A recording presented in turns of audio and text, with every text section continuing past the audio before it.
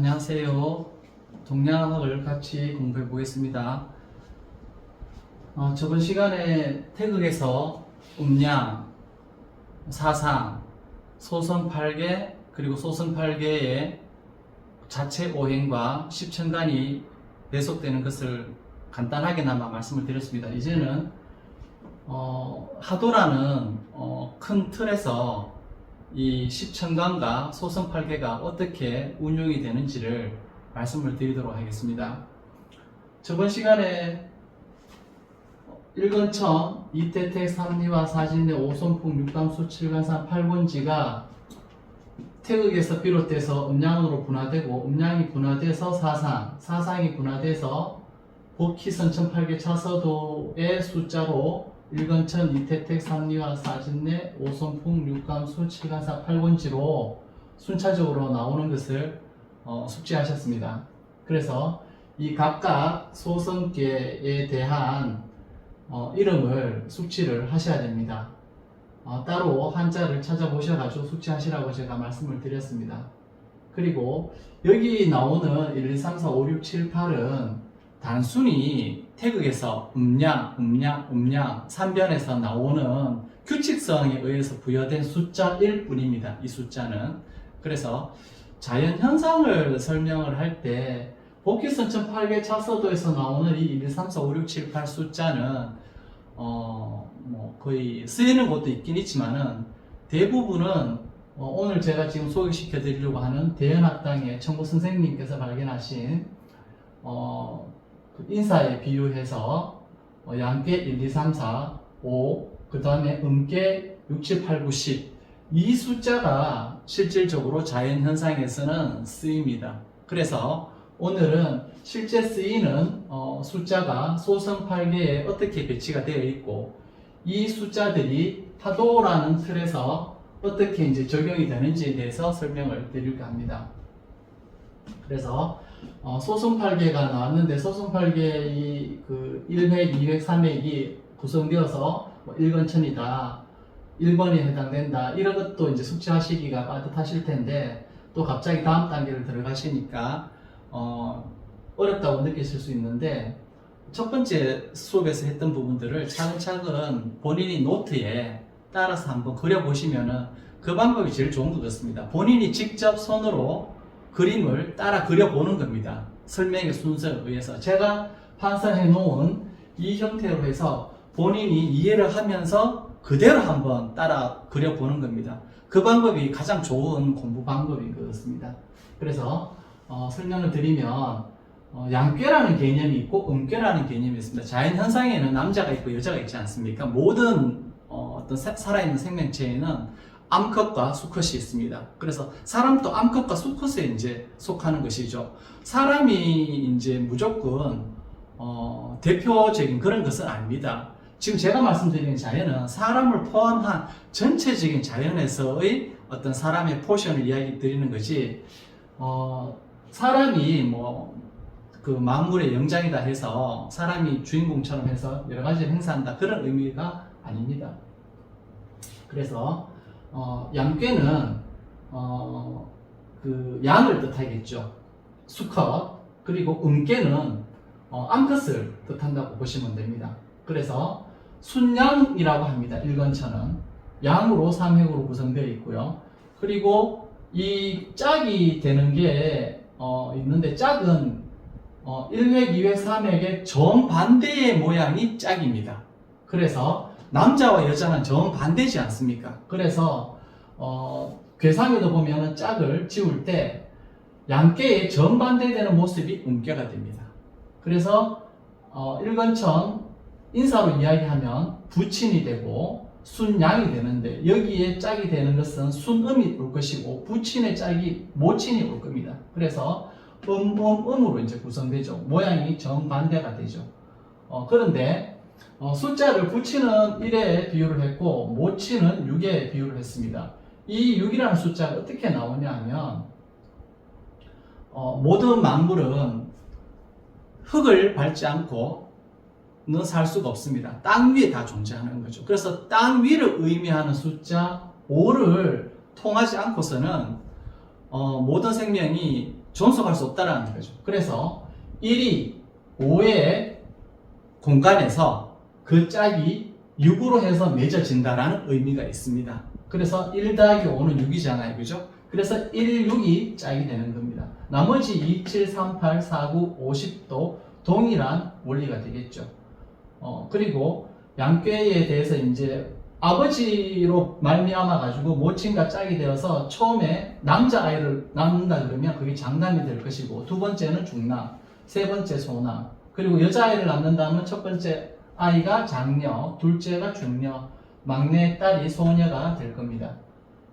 그래서 이 남자아이들과 여자아이들의 소성계가 어떻게 구성되는지를 살펴보면, 삼액으로 되어 있으니까 삼액 중에서 숫자가 적은 것을 차지하는 획의 모양이 양깨인지 음깨인지를 결정을 합니다. 그것을 주획이라고 합니다. 주된 획이라는 거죠. 그래서 여기 장남은 보면 1획, 2획, 3획이 있는데 1획에 양이 왔고 2획에 3획에 음이 왔습니다. 그러면 어떻게 됩니까? 음은 두 개가 되고 양은 하나가 되지 않습니까?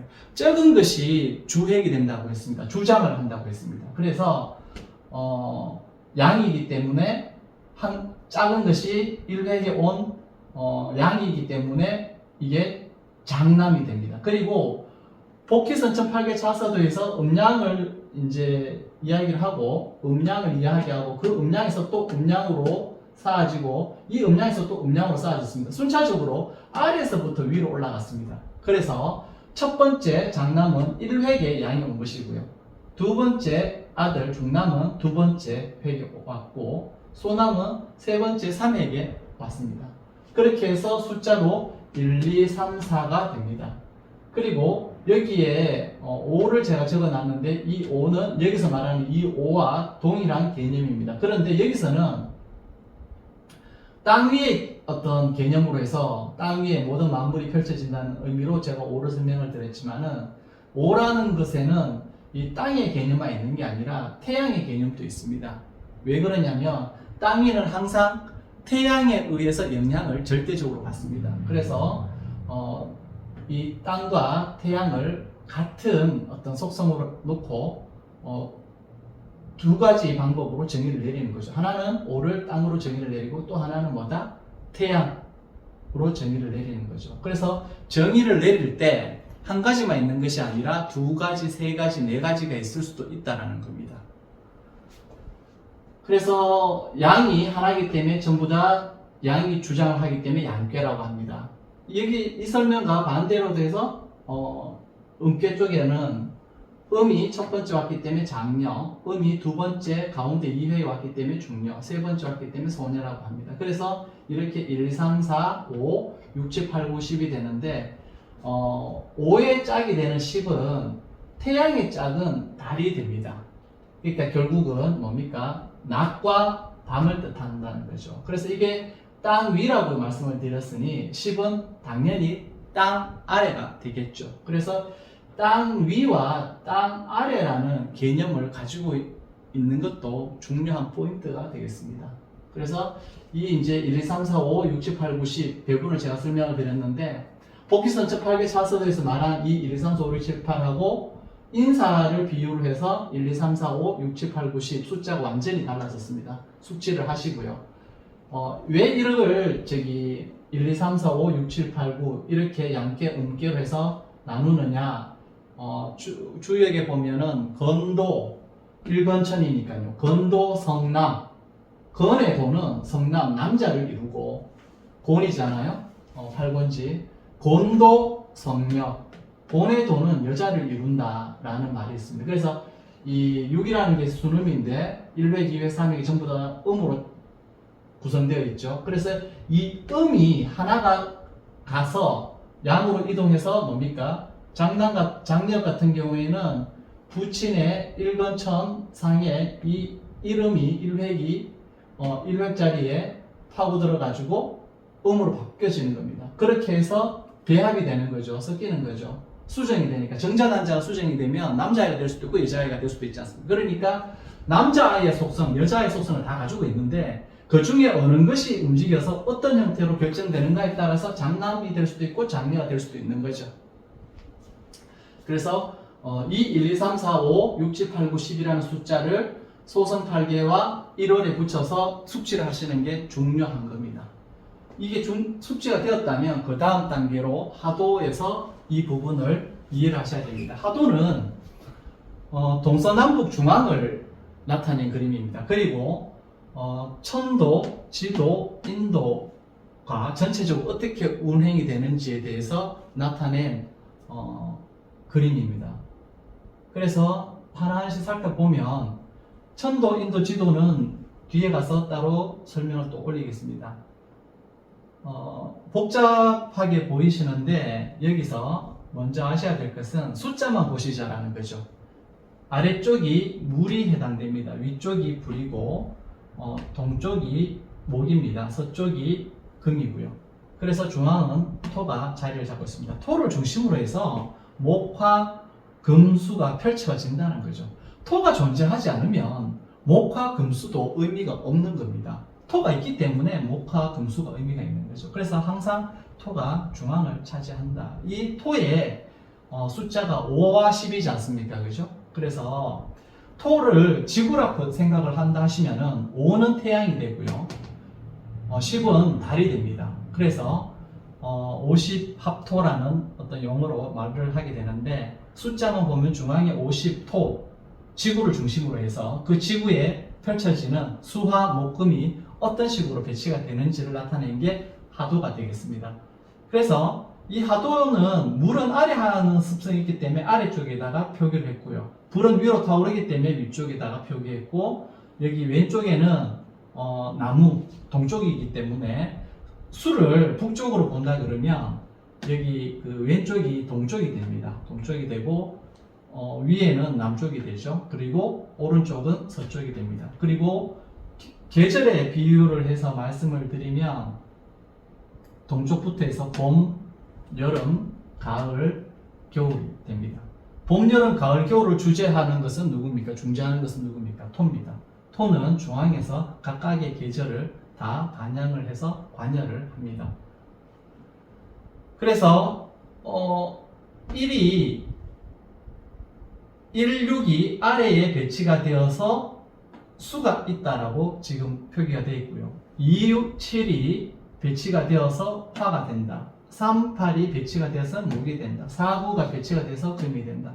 50이 배치가 되어서 토가 된다라고 했는데, 배치는 달리 표현하면 짝이라고 이야기할 수 있습니다. 짝. 여기서 제가 말씀드렸던 부친 1의 짝은 6이잖아요. 그리고 장남의 짝은 장녀 2, 7이고, 중남 3의 짝은 중녀 8, 소남 4의 짝은 소녀 9가 되고, 태양의 짝은 달이 되는 5, 10이 되는 거죠. 그래서 그 각각 짝의 숫자로 해서 배치가 되어 있구나를 일단 아시면 됩니다. 그리고 여기에 지금 1건천에 1번이 부여가 됐지 않습니까? 이 1건천을 그대로 하도에다가 제가 그렸습니다. 그리고 2번에 장남, 사진례를 그렸어요. 세 번째 육감수, 네 번째 소남, 칠간산을 그렸습니다. 그 짝이 되는 괴상도 동일하게 그 해당되는 숫자에다가 1의 짝은 6인데 6의 괴상에다가 8번지를 그렸죠. 그 다음에 7번에다가 오선풍, 8의 삼리와 9의 이태택, 이렇게 해서 지금 제가 말씀드렸는 인사에 비유해서 소선 8개를 1, 2, 3, 4, 6, 7, 8, 9 이제 정하고 숫자를 정하고 그 숫자의 배치가 하도인데, 하도 그 동서남북 중앙 배치에서 숫자에 해당되는 8개의 계상을 그려놓은 것에 지나지 않습니다. 이제 이해가 되시죠, 그림이? 그러면 여기서 하나를 더 이제 설명을 드리겠습니다. 왜 1과 6이 만나면 수가 될까? 왜 2와 7이 만나면 화가 될까? 3과 8이 만나면 목이 되고 4와 9가 만나면 금이 될까? 거기에 대한 설명을 드리려고 하는 겁니다. 보통은 이런 부분을 인지를 하지 않고 그냥 1, 6 합수, 2, 7 합파, 3, 8 합목, 4, 9 합금, 50 합토라고 암기만 하시잖아요. 암기만 하시면 원리가 이해되지 않았기 때문에 그 활용도가 현저하게 떨어집니다. 암기한 내용은 실전에서 거의 써먹기가 쉽지가 않습니다. 그래서 항상 체득이 돼서 자연스럽게 우러나오려고 하면은 이해가 바탕이 돼야 됩니다. 제가 뭐 이렇게 기본적인 것은 용어라든가 이런 것들은 숙지하기 위해서 암기하셔야 된다고 하지만 그것은 계속 반복을 하기 때문에 저절로 암기가 될 수밖에 없고요. 그런데 이 전체적인 큰 틀에서 이해가 되지 않는데 암기를 해서 이야기를 할 수 있을까요? 그렇게 하기는 힘들거든요. 그래서 항상 제가 이제 수업하는 방식은 전체적인 틀을 제시를 하고 그 틀에서 설명드리는 부분이 어떤 의미를 가지는가를 제가 설명을 드립니다. 그래서 이 일건천이 양금을 가지고 있습니다. 자체 오행이. 그러면 또 질문하시겠죠. 왜 이 일근천이 양금입니까? 그 설명은 다음 시간에 제가 수업을 하도록 하겠습니다. 근데 지금은 이 양계와 음계의 숫자가 복귀선점 8개 차서도와는 달리의 숫자가 배분이 되고 이 숫자를 그대로 하도에 배치해서 가져와서 한다라는 것만 숙지를 하시고요. 요 자체 오행이 일건천이 왜 양금이고 사진내가 양목이 되고 육강수가 양수가 되고 칠간산이 양토가 되는지에 대해서는 제가 다음 시간에 설명을 드리겠습니다. 그래서 이 일건천이 양금이 되기 때문에 금이 나올 수 있는 것은 금생수입니다. 그래서 1과 6이 짝을 하면 수를 낳게 되는 거고요. 2가 사진 냈는데 이게 양목이 됩니다. 양목. 그렇기 때문에 목생화해서 2, 7이 만나서 결혼을 하면 화라는 자식을 낳는 겁니다. 그리고 3은 육강수가 양수입니다. 양수기 때문에 수생목이죠. 그래서 3, 8, 함목이 되는 거고요. 7간사는 양토가 됩니다. 자체 오행이. 그래서 토생금 할 수 있기 때문에 사구합금이 되는 겁니다. 그 다음에 5와 10이 합을 하면 토가 되는데 이 5가 제가 태양이라고 말씀드렸지 않습니까? 그죠? 태양은 양화가 됩니다. 양화. 그래서 화생토 해서 토를 낳게 되는 거죠. 지금 제가 설명드린 이 부분은 굉장히 중요합니다. 동양하는 데 있어서 하도를 그림을 단순하게 나타내는 것은 1육수, 27화, 38목, 4구금, 50도 이렇게만 단순하게 그림이 나와 있습니다. 그런데 그것을 그림으로만 그렇게 보시면 안 되고 그 수에 관련되는 여러 가지 인자들을 끌고 와서 어떻게 연관되는지를 관계 설정을 하실 수가 있어야 됩니다. 그래서 지금 제가 그 관계들을 말씀을 드린 거고요.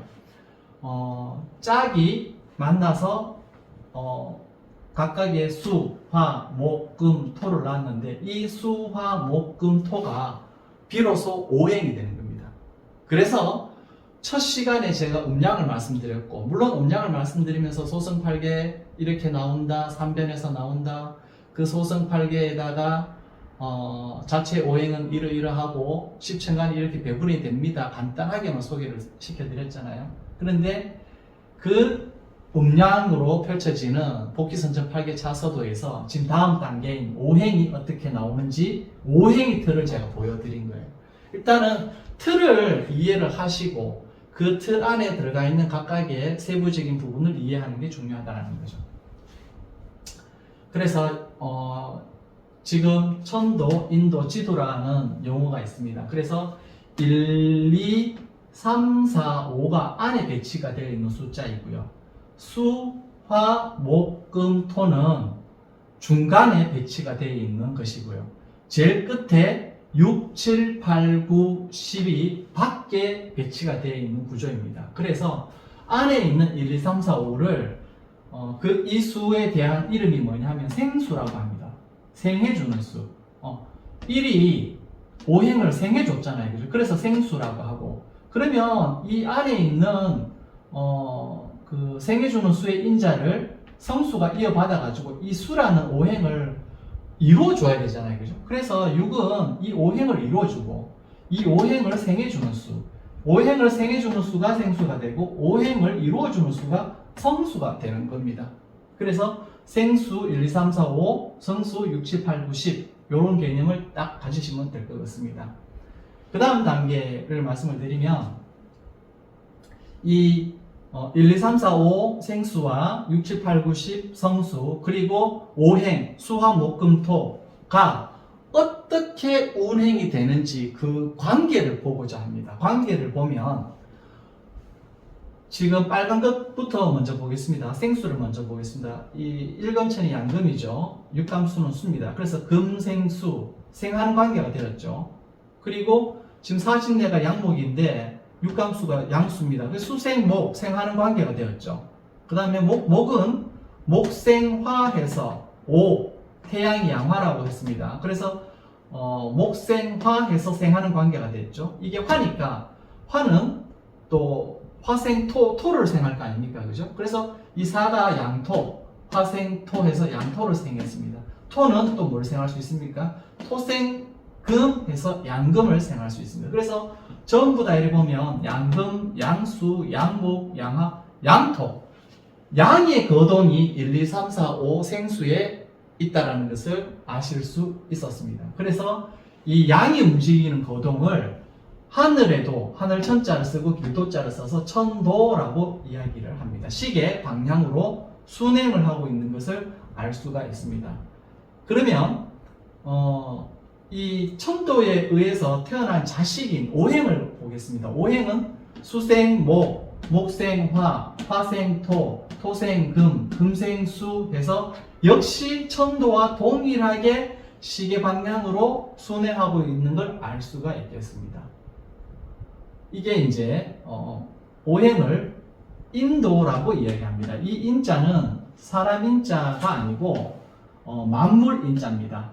긴 것은 양을 뜻하고 짧은 것은 음을 뜻합니다. 양과 의미 의지해서 만물을 낳는다는 뜻입니다. 그래서 인도가 되고요.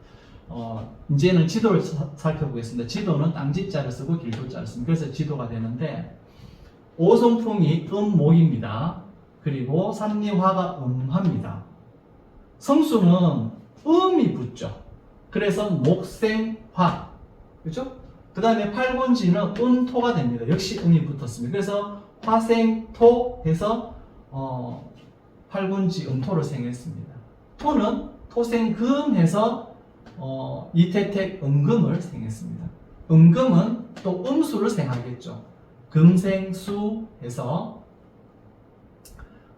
달을 생했습니다. 그리고 이 수는 수생목해서 오성풍 음목을 생했습니다. 그래서 생하는 건 생하는데 방향이 반대가 되죠. 방향이 반대. 그래서 어떻게 됩니까? 시계 반대 방향으로 해서 순행을 시계 반대 방향으로 해서 운행을 하는 걸 볼 수 있습니다. 그래서 보통 사주에서 양가는 순행을 하고 음가는 역행을 한다. 대운, 세운 볼 때도 그런 방법을 쓰지 않습니까? 그게 어디서 나왔냐 하면은 하도에 생수, 선수, 그 다음에 오행의 거동에서 양은 순행을 하고 음은 역행을 하는 문화가 여기서 나오는 겁니다. 그런데 대부분 양은 순행을 하고 음은 역행을 하는데 단순히 그것을 암기를 하고 설명만 듣고 그냥 지나쳐 버리시다 보니까 질문을 안 하시는 거예요. 왜 양간이 순행을 합니까? 왜 음간이 역행을 합니까? 거기에 대한 해답이 지금 제가 드린 설명이 되겠습니다.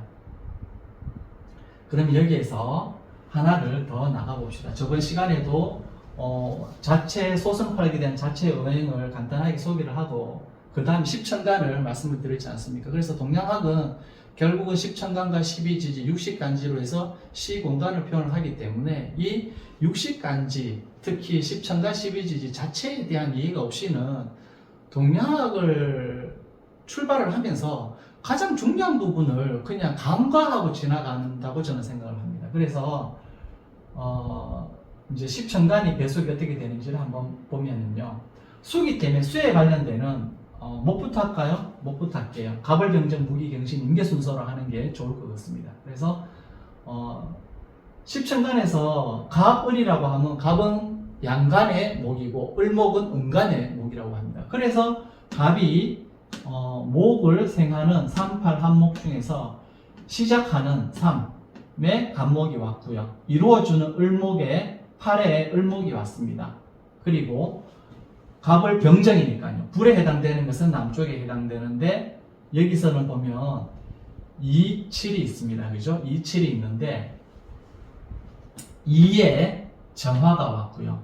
7에 병화가 왔습니다. 그래서 2는 짝수죠. 짝수이기 때문에 음이 왔다라고 이해하셔도 되지만은 또 다른 두 번째 설명을 제가 조금 이따 하겠습니다. 그리고 홀수에 7에 병화가 왔습니다. 그 다음에 50 갑을 병정 무기니까요. 무기는 태양은 1은 무토, 그 다음에 10은 기토. 그래서 제가 땅 위, 땅 아래라고 말씀을 드렸습니다. 그래서 토가 이제 금을 생하는데 여기 4구가 있는데 4는 짝수인데 신금, 음수가 왔고 음금이 왔고요. 9는 경금, 양금이 왔습니다. 양금하고 이 음금하고 다르잖아요. 그죠? 그래서 헷갈리실 수 있는데 여기 주역 소승팔계에서 말하는 거하고 그러니까 생수, 성수 개념으로 이야기하는 거와 지금 십천간이 이 숫자에 배치된 거하고는 또 별개의 문제입니다. 그래서 그것을 같이 생각하실 필요는 없다. 따로따로 떼어서 생각하십시오. 제가 뒤에 가서 또 말씀을 드리겠습니다. 왜 4가 신금이 되고 9가 경금이 되는지를. 그리고 갑을, 병정, 무기, 경신, 이제 임계가 와야 되는데 이 임이 양수잖아요. 개수가 음수고. 그래서 양수인 임수가 1에 배치가 됐고 음수인 개수가 6에 배치가 되었습니다. 그래서 이 하도에 십천간이 이렇게 배치가 되는 분할을 제가 설명을 드리려고 지금 이렇게 써놓은 겁니다. 그것만 이해를 하시면 되고, 그러면 하나 이제 궁금하신 게 있잖아요. 생수에 왜 이게 1은 양간이 왔고 3에도 양간이 왔는데 여기 2에 왜 음화가 왔으며 4에 음금이 왔을까? 그죠? 이게 이제 궁금한 거죠. 왜 그렇게 되었을까? 근데 보통 보면 항상 순양에서 출발을 하지 않습니까? 그죠? 그 다음에 순음에서 출발을 하는데 출발점이 동이 아니고 사실은 북쪽에서 출발을 합니다. 북쪽에서 출발을 하는데 이 출발할 때 보시면은 출발하는 것은 시작하는 것은 뭐가 됩니까?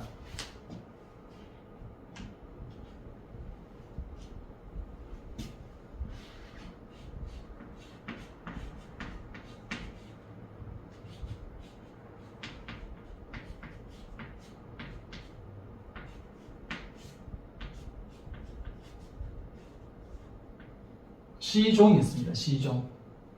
양은 시작을 하고 음은 종, 마무리를 짓는다는 뜻이죠. 모든 일에는 시작이 있으면은 끝이 있잖아요. 그렇듯이 이 시작하는 북쪽에서는 당연히 시작하는 양간이 오는 거죠. 그리고 그 시작이 어느 정도 드러나는 동쪽에서는 역시 동쪽은 시작을 주관하지 않습니까? 해가 동쪽에서 뜨잖아요. 그러니까 시작이 강한 영역이다. 그래서 역시 간목이 왔습니다. 그런데 이렇게 사선을 끊는다고 했을 때 음양이잖아요. 시가 양이라면 종이 음인데 항상 반반이지 않습니까? 그래서 하도에서 이렇게 사선으로 껐을 때 나머지 영역은 뭡니까? 음이 이제 주관하는 영역인 거죠. 그래서 지금 북쪽과 동쪽은 양이 주관하는 영역이기 때문에 양간이 왔고요. 그리고 어떻게 됩니까? 사선을 중심으로 해서 음이 주관하는, 정인데 왜 음이 주관합니까? 그런 개념이 아닙니다.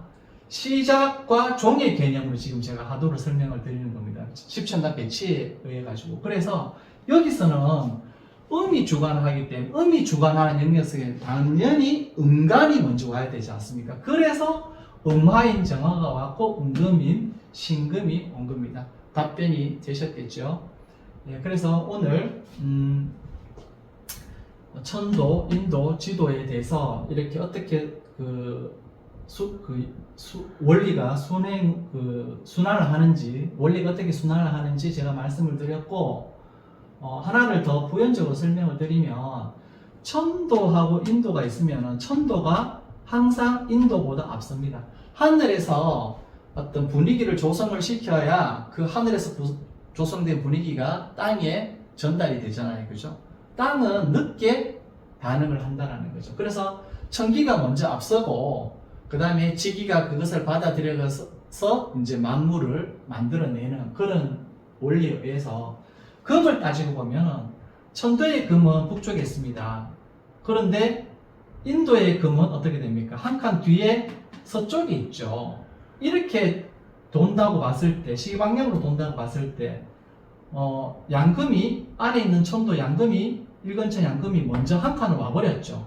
그리고 자식인 오행이, 사후의 자식인 금은 한 칸 뒤쳐져서 항상 대기하고 있죠. 그래서 금생수 똑같이 생의 방향으로 하기는 하지만은 항상 천도가 인도보다는 한 칸 앞서서 진행하고 있는 걸 아실 수 있습니다. 그래서 하늘의 뜻은 거역할 수가 없는 겁니다.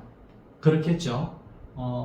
철학적인 부분도 많은 부분이 포함이 되어 있는데 그것은 개인적으로 음미를 해보시면 좋을 것 같습니다. 그래서 오늘 제가 이렇게 판서해 놓은 이 부분에 대해서는 나름대로 이렇게 설명을 제가 하고 마무리를 짓고자 합니다. 수고하셨습니다. 다음 시간에 또 뵙겠습니다.